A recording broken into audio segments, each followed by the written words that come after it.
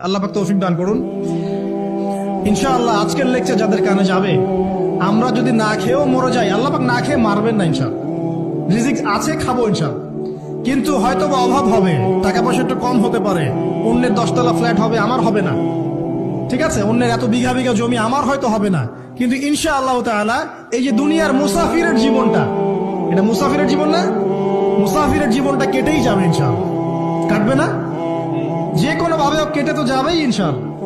এই যে পরকালের জীবনটা একটা চেতনার শক্তি, জানেন, দুনিয়াতে যত বাধা বিপত্তি আসুক, গাল মন্দ খান, গিবত তহমত খান, কষ্ট হোক, নির্যাতন হোক, একটা বিষয় মনের মধ্যে শান্তি দেয়। কি শান্তি? যে এই দুনিয়ার জীবনটা তো আর চিরস্থায়ী নয়, এটা তো আর সারা জীবন থাকবে না। ইনশাআল্লাহ এই অবস্থা আস্তে আস্তে পরিবর্তন হয়ে যাবে। ফাইন্না মাআল উসরি ইউসরা, পরকালে ইনশাআল্লাহ পাবো। দুনিয়াতে না পেলে কি হয়েছে, পরকালে পাবো ইনশাআল্লাহ।